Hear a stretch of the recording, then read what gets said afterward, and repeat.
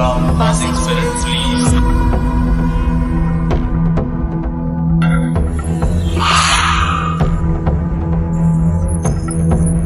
मेरा नाम सनी है।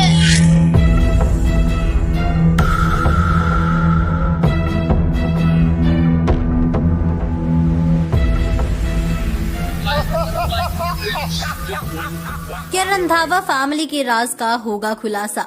कौन बनेगी आखिर रूहान की लवर? नमस्कार दोस्तों, एक बार फिर से आप सभी का स्वागत है बॉलीग्राज स्टूडियोज में और मैं हूं आपके साथ अनुष्का त्यागी।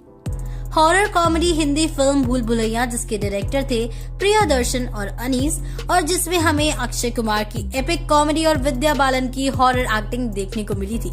उसके बाद दोस्तों भूल भुलैया 2 बनाई गई, जिसके डायरेक्टर अनीस है, जिसमें एक्टर कार्तिक आर्यन की कॉमेडी, कियारा अडवाणी के साथ केमिस्ट्री और तब्बू की हॉरर एक्टिंग देखने को मिली है।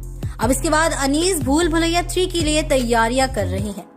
भूल भुलैया 3 की हमारी कहानी में अब तक आपने सुना कि रूहान यानी कार्तिक आर्यन के पास भूतों को देख पाने की पावर है और जिसकी वजह से वो श्री यानी अक्षय कुमार, जो कि एक भूत है, उससे मिला था।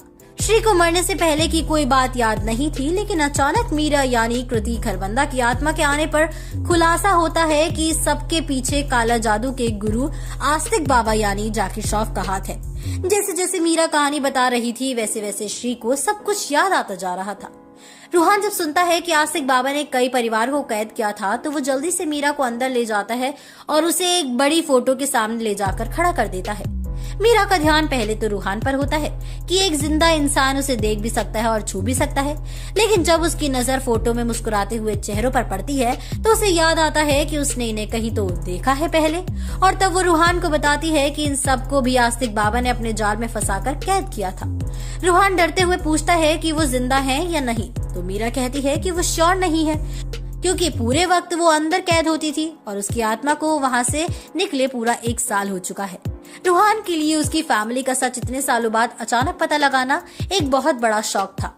रूहान कुछ वक्त अकेले रहने के लिए वहाँ से चुपचाप चला जाता है और वरुण यानी वरुण शर्मा, जिसे अब तक कोई बात समझ नहीं आई थी, वो उसके पीछे जाता है। रूहान वरुण को सारी बात बताता है तो वरुण अचानक खड़ा होकर जोश में कहता है, उसका नाम आस्तिक नहीं आस्तीन होना चाहिए, आस्तीन का सांप। चल पता लगाते हैं कि कहाँ है आखिर उसकी गुफा। उसके काले जादू से उसी का मुंह काला ना किया तो मैं भी वरुण नहीं। पीछे से अचानक रिंकू यानी राजपाल यादव आता है और वो भी बड़े जोश से कहता है, हाँ भाई चलो, मुझे भी इस आस्तीन बाबा से मिलना है।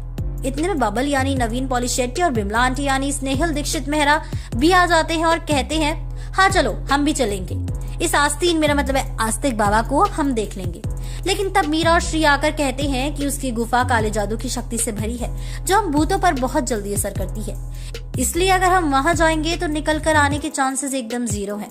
तो रूहान कहता है कि कोई बात नहीं, मैं और वरुण है ना, हम दोनों जाएंगे। वरुण जो सिर्फ रूहान की बात सुन सकता है, वो उससे अग्री करता है। तब मीरा कहती है कि वो तुम दोनों पर इतना ध्यान नहीं देगा, लेकिन अगर तुम कपल्स बनकर जाओगे तो शायद बात बन सकती है। अब रूहान जल्दी से वरुण को 2 कदम दूर ले जाता है और कहता है, कपल, वो भी इसके साथ। वरुण ऑफेंड होकर कहता है, क्यों, मुझ में क्या खराबी है, और दोनों का झगड़ा शुरू हो जाता है।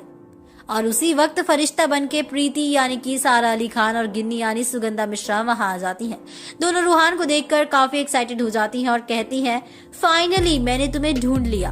वरुण कहता है, मुझे नहीं पता था कि तुम इतनी बड़ी फैन हो कि तुम मेरे घर तक आ जाओगी।